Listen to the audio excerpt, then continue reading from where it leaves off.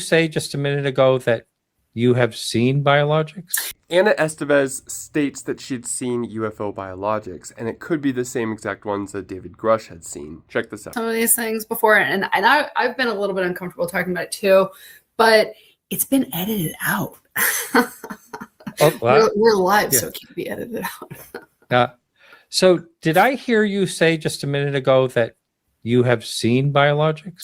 So I've seen, and the reason, one of the questions that I had was, why are these things being called biologics, right? Because that, to me, it felt like, is this disrespectful, or what does it mean? Or does it mean if it's engineered? I mean, what does that mean? Why are they using the word biologics? So what I've subsequently seen is which I understand might be very close to what David had seen, is in terms of not necessarily the same place, not necessarily the same beings, but something perhaps similar, was these exotic biologics. And when I say exotic biologics, and I went with a doctor, they're not human. So the doctor said not human. There's been DNA testing,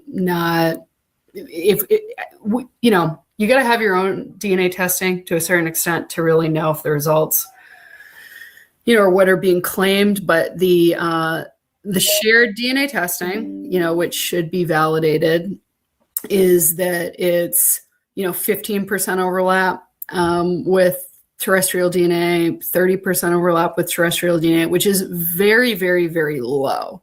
So those tests can be complex, on archaeological samples. So it's not that there aren't errors that could be introduced, including having a much, the newer terrestrial DNA being amplified up to a much, and it doesn't need to be terrestrial. It could be common type DNA. But seeing something that is not human does not make it extraterrestrial, right? So that's why, saying something like exotic biologics, it's not really stating exactly what it is, but just like if anybody's been to the Smithsonian and they've seen that exhibit where, I don't know if it's wax or what it is, but there's the Neanderthals, there's the Florensis, there's these different species, human or hominid type species. We're not Florensis, we're not. So it's something that is not human, but that does not mean that it's extraterrestrial. Although there are some indications of some things that are really very, very different from human. This makes me question whether or not UAPs are life forms themselves. I have one more video for you. Check this out. Always to entrepreneurs and researchers, and to help bring those resources to them. And, sometimes this feels very, maybe there's going to be something here wishy-washy. So something that, I'll share, that I'm not primary, on having seen, this was many, many decades ago, the technology development, but something that I was both exposed to in my personal capacity, and then that I also brought into the government and government briefings is, if people say, well, this UAP technology, someday it's going to be worth something, right? Someday we're going to get something big out of it. Well, what does that even mean? Well, I had somebody share with me who was in these programs that there were many things that have already come out of these UAP programs, and so that includes lasers and includes semiconductors. And many people are going to get very upset, and they're going to say, no, that was Bell Labs and this and that. Well, the in-depth story on that was that when fields of science would reach a certain level, what's been shared with me is that there are programs that would say, hey, look at this, which is 10 times higher performing. Wow. And they would say, this came out of a Russian sub. So I wasn't there, as primary to say, did that happen? Did that not happen? People will say, well, some of this, it started, closer to the turn of the century, or we had this then.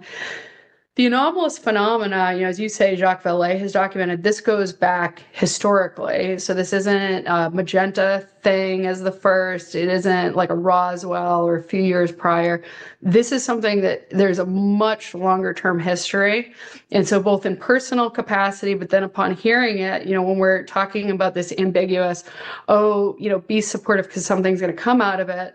There were highly credible people who were respected who said, there are some examples of some very major things that have come out of crash retrieval. So without knowing, I wasn't there. So is that real? Is that not real? That was impactful enough that I led that briefing into a number of the agencies, and it's taken seriously. So if there's some percentage chance that, whether it's 100% or whether you think it's a lower probability that some of these highly impactful technologies are coming from higher performing craft, be they of whatever origin, higher performing technologies. These are things that some people aren't going to take seriously. And then other people are going to say, we're looking for what that next breakthrough is. And then the state of the art today, in terms of what's possible, for us, in the United States to advance, it's a whole different realm of technologies than what would have been possible in the 30s, 40s, Right. 50s, 2000s. So I guess I said that in Congress, in the congressional briefing, because I feel like it can be very, very wishy-washy. Oh, maybe something's going to come out of this UFO. There are people, who I would guess would probably say that under oath, that high-performing critical technologies, which we have shared with the world, came out of these, were Right. accelerated and or came out of these crash retrievals.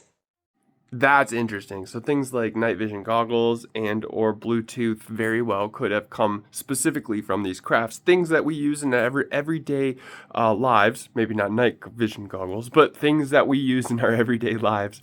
Technology could have come from these crafts. That's interesting to think about. What do you guys think about this? Let me know in the comment section. We'll see you soon.